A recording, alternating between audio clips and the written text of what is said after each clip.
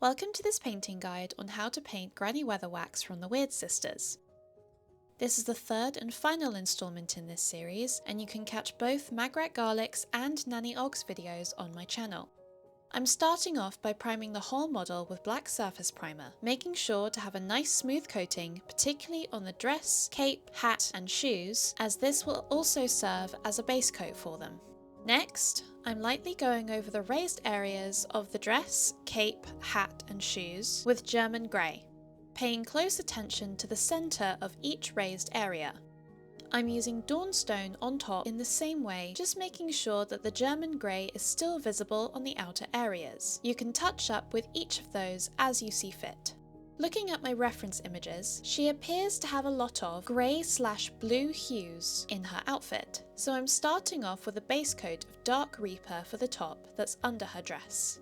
Next, I went over the top of dark Reaper with a mix of Black Legion and Asurmen blue contrast. Starting to add some highlights with German grey, I'm focusing on the edges and raised angles. I'm using the side of my brush where I can to stop the bristles from bending in the wrong direction, which gives me more control when making lines. For the patch on her dress, I'm base coating it with German grey. I'm also using it to highlight her shoes. Next, I'm going over some of the highlighted areas with Dawnstone for an extra highlight. For the skin, I'm starting off by base coating it with pale flesh. As it's going on straight over black, you might need a couple of thin coats for this. So that I can airbrush some shading, I'm just masking the rest of the model with some masking tape and masking putty, and I'm using silicone tools to push the putty into the right places.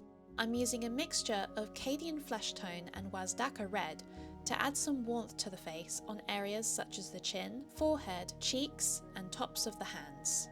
For the shadows and creases of the face, I'm using a mix of Cadian Fleshtone and Midnight Purple, focusing under the cheekbones, corners of the eyes, backs of the wrists and under the lip and chin.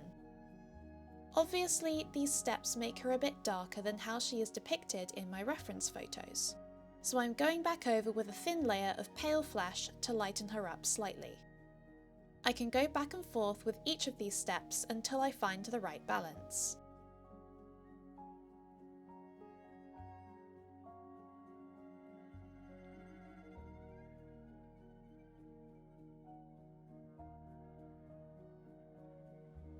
Once happy, I can then remove the masking.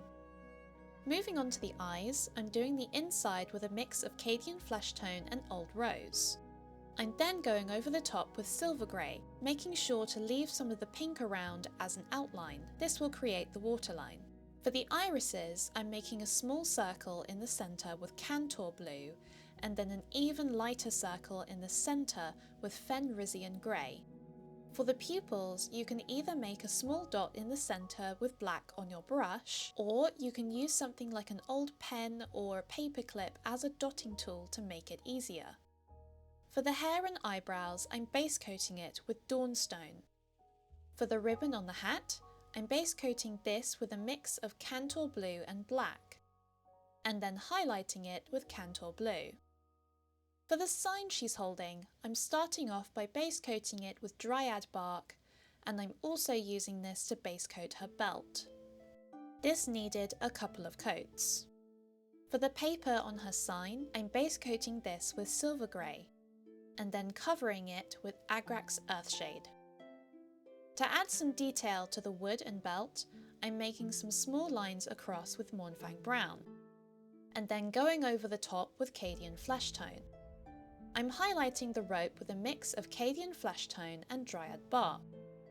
For the small stitches around her dress, I'm using Mournfang Brown.